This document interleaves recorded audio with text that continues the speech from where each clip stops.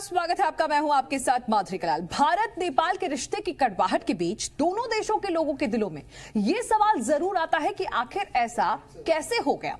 रोटी बेटी के रिश्ते में किसने दरार डाल दी? इस शो में हम उसी वजह का खुलासा करने जा रहे हैं। दरअसल नेपाल के बुजुर्ग पीएम खड़ग प्रसाद ओली इस उम्र में दिल दे बैठे। दिल की सौदेबाजी में वो एक हनी ट्रैप में जा फंसे और भारत नेपाल के संबंधों का सौदा कर लिया। ये सारा खेल एक चीनी जासूस ने शुरू किया जो नेपाल में राजदूत का लबादा ओढ़ कर पहुंची थी, जबकि थी वो विष कन्या, जिससे इशकिया करके ओली के दिल डोल गया।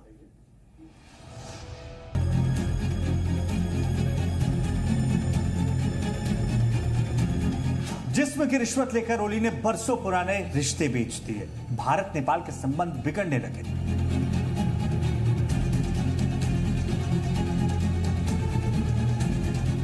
जिस चीन के लिए ओली ने सौदेबाजी की, उसी चीन ने ओली का एमएमएस बना डाला। ओली चीन का शिकार हो चुके थे।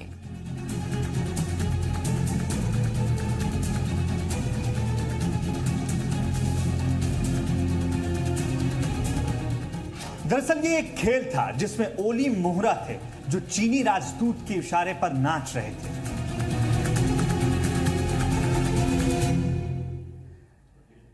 भारत नेपाल के बरसों पुराने संबंध, अचानक से उन संबंधों में दरार आने लगी।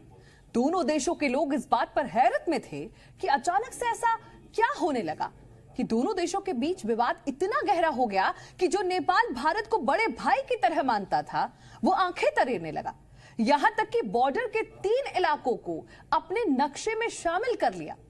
दरअसल इसके पीछे एक चीन का बड़ा खेल था और उसी खेल को पूरा करने के लिए एक विष कन्या चीन ने नेपाल भेजी।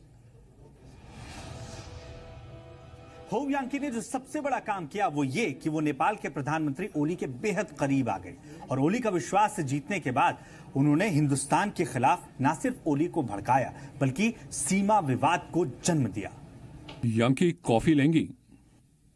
यस, लेकिन सिर्फ कॉफी। मैं भी ऐसा ही सोच रही थी। सही कहूं तो नेपाल में आपके जैसा इंटेलिजेंट और सुलझा लीडर कोई और नहीं। थैंक्स यांकी, मैं आपके लिए कुछ भी कर सकता हूं। आप एक बार कहिए तो सही। मैं मजाक नहीं कर रही, मैं वाकई में आपके बारे में सोचती हूँ। वैसे मेरे पास आपके लिए सत्ता में मजबूती से बने रहने का एक बड़ा प्लान है। मैं आपकी हर बात मानने को तैयार हूँ। क्या हम इस मीटिंग को थोड़ा आगे तक बढ़ा सकते हैं? I mean, डिनर साथ में करें तो? हाँ, दरअसल मैं भी आपके साथ कुछ वक्त बिताना चाहती हूँ जिससे आपको समझने और जानने का मौका मिले। इस दौरान हम आपकी सत्ता पर पकड़ को लेकर भी बात कर पाएंगे।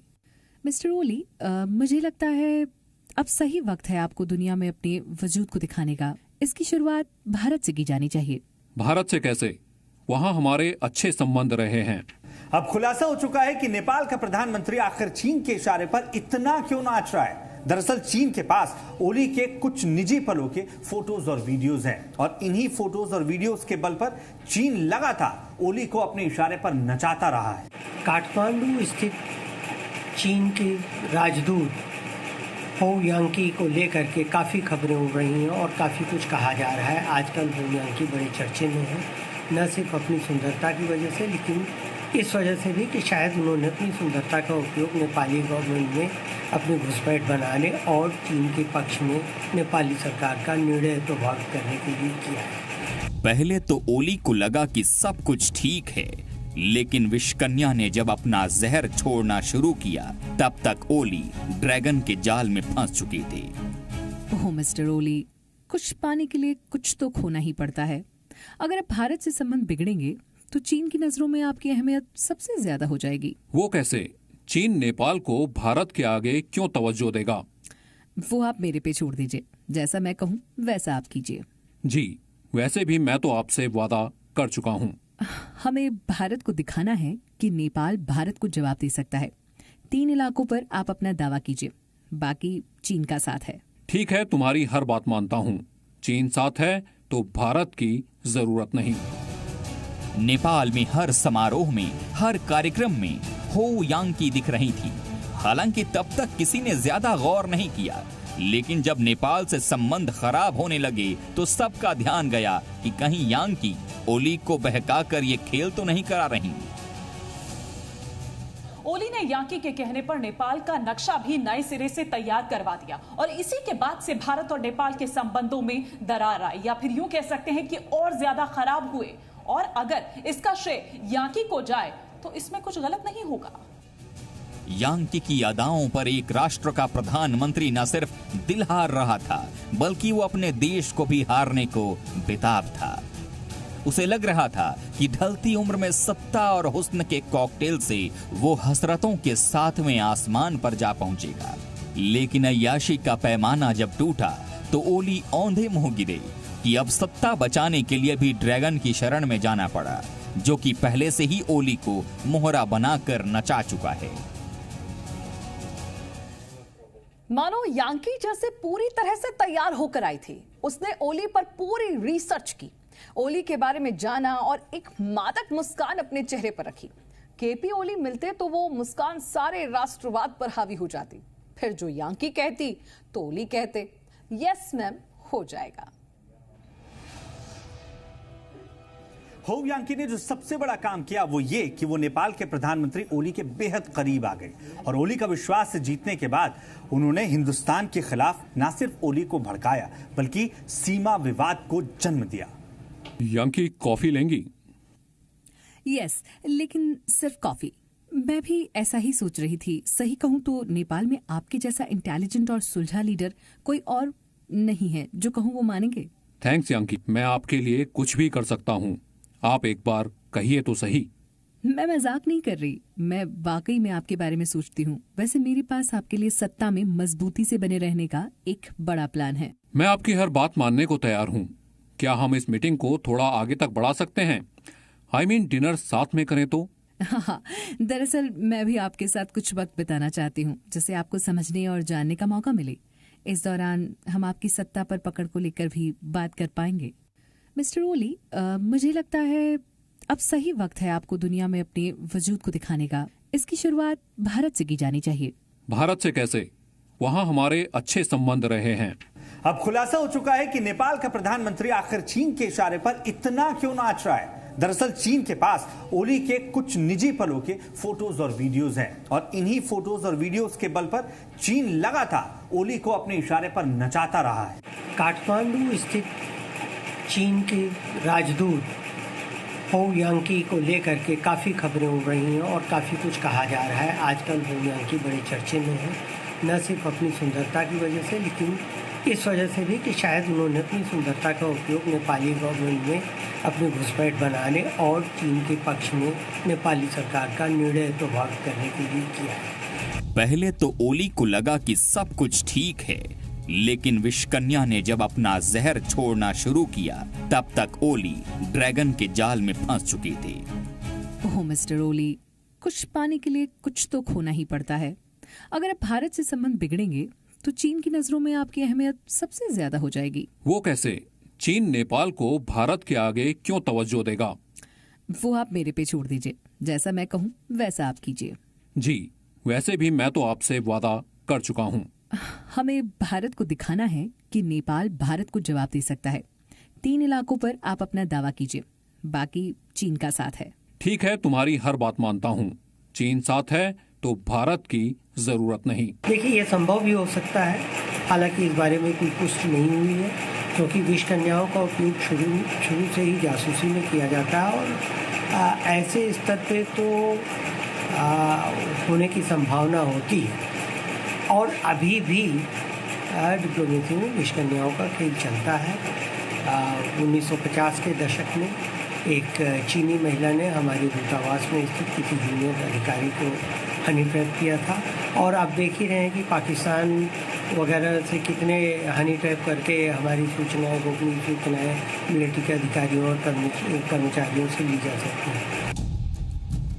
ड्रैगन ने सोच समझकर एक गहरी चाल चली, जिसमें ओली फंस गए और नेपाल का काफी नुकसान हो गया, जबकि भारत से कूटनीतिक तौर पर नेपाल के रिश्ते में कड़वाहट घुल गई। ओली को मोहरा बनाकर भारत के खिलाफ बड़ी साजिश अब पूरी तरह बेनकाब हो चुकी है। इसीलिए नेपाल में केपी ओली के इस्तीफे की मांग की तेजी से मांग की जा रही है। जो खेल ड्रैगन ने बनाया वो पलट चुका है। हालांकि अभी भी चीन ओली को गद्दी पर बनाए रखने की पूरी कोशिश में है।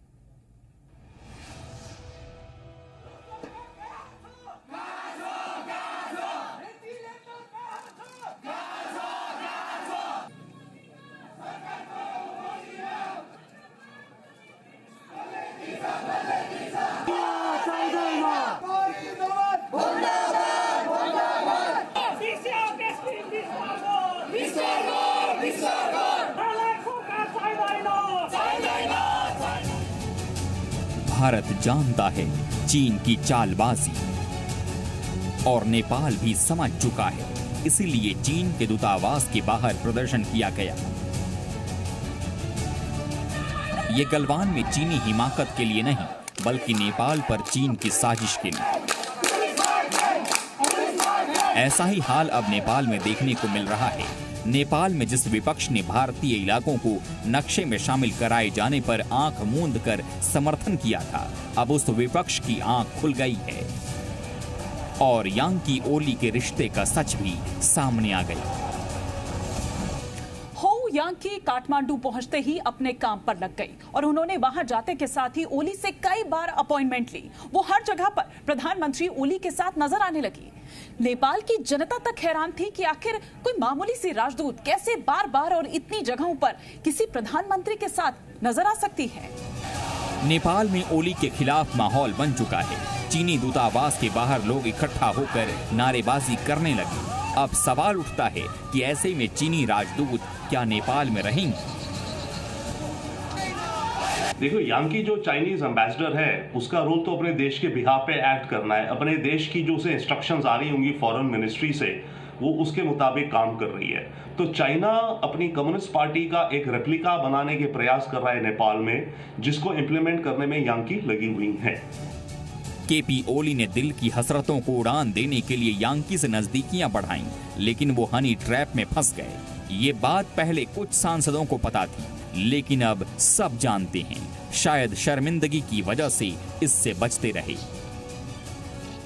नेपाल के तमाम नेता अब इस बात को जान चुके हैं, बल्कि खुद ओली की पार्टी के जो नेता हैं वो उनसे इस्तीफे की मांग कर रहे हैं। वो खुलकर बोल नहीं रहे कि ओली का एमएमएस बना हुआ है, क्योंकि उन्हें बदनामी का डर है। ओली फंसे, चीन बेपर्दा हो गया, लेकिन तब तक चीन की जासूस का काम पूरा हो चुका था। सवाल ये कि भारत नेपाल के रिश्तों में वैसी गर्मजोशी कब आएगी जैसी हुआ करती है। नेपाल के बदले बदले से तेवर देखकर भारत समेत पूरी दुनिया को यह समझने में देर नहीं लगी कि नेपाल भारत के साथ अपने संबंध क्यों बिगाड़ रहा है। सभी को पता है कि नेपाल ने चीन की शह पर यह कदम उठाया है, लेकिन ओली के इस फैसले के पीछे एक और बड़ी वजह भी है, और वो है ओली की राजनीतिक महत्वाकांक्षा। तो अभी तक जितने तेवर नेपाल ने भारत के साथ बदले, उससे हर कोई चकित है, हर कोई आश्चर्य में था, हर कोई अमेज कर रहा था कि आखिर ऐसा क्या हो गया कि वो नेपाल जो भारत को अपना बड़ा भाई मानता था, वो नेपाल जिसके साथ भारत ने हमेशा बड़े भाई की तरह हाथ रखा और मदद की, उस नेपाल के इतने सुर क्यों बदल गए। एक कारण तो ये था कि ओली किसी और के हाथों में बंधे हुए थे, जिस पर वो अपने देश को बेचने को तैयार हो गए। उन्होंने ये तक मान लिया कि चलिए चाइना का साथ है तो फिर क्यों ना नेपाल भारत के खिलाफ हो जाए, जबकि नेपाल के हमेशा से भारत के साथ अच्छे संबंध रहे हैं। नेपाल के इन बदले बदले तेवर को देखकर पूरी दुनिया यही सोचने और समझने में लग गई कि आखिर ये खेल किसने बिगाड़ा। लेकिन ये बहुत जल्दी साफ हो गया कि नेपाल ने चीन की शय पर ही ये कदम उठाया, और अभी भी जब ओली के इस्तीफे की मांग तेजी से जोरों शोरों से चल रही है, तो इसमें भी चाइना कोशिश कर रहा है कि नेपाल की गद्दी पर ओली बने रहे, ताकि उसकी महत्वाकांक्षा, उसकी कूटनीतिक महत्वाकांक्षा पूरी होती रहे। देखिए, एक और बड़ी राजनीतिक वजह ओली की महत्वाकांक्षा के पीछे है। पैकेज देखिए।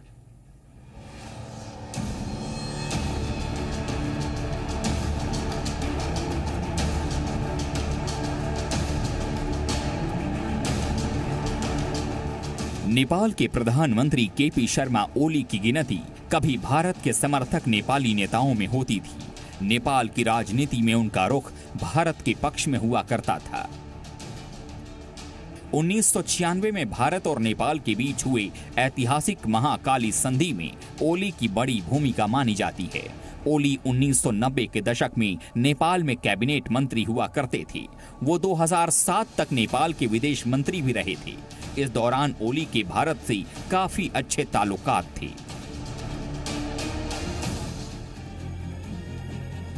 दरअसल भारत को लेकर ओली का हृदय परिवर्तन अचानक नहीं हुआ। कहते हैं नेता जनता की नब्ज पकड़ते हैं और उसी नब्ज की पड़ताल कर सत्ता के लिए सीढ़ियां तैयार करते हैं। ओली ने भी कुछ ऐसा ही किया। दरअसल नेपाल एक लैंडलॉक्ड देश है जो अपनी ज्यादातर जरूरतों के लिए भारत पर निर्भर है। 2015 में भारत नेपाल के नए संविधान से संतुष्ट नहीं था। भारतीय मूल के मधेसियों के साथ नए संविधान में भेदभाव को देखते हुए भारत ने नेपाली सीमाओं पर अघोषित नाकाबंदी कर दी थी। इस वजह से नेपाल में जरूरी सामानों की भारी किल्लत हो गई, जिससे वहां की जनता में भारत के खिलाफ नाराजगी बढ़ने लगी थी। ओली ने जनता की इस नाराजगी को 2015 के चुनावों में भुनाया और अपनी जनता से भारत पर निर्भरता कम करने के साथ चीन से संबंध बढ़ाने का वादा किया।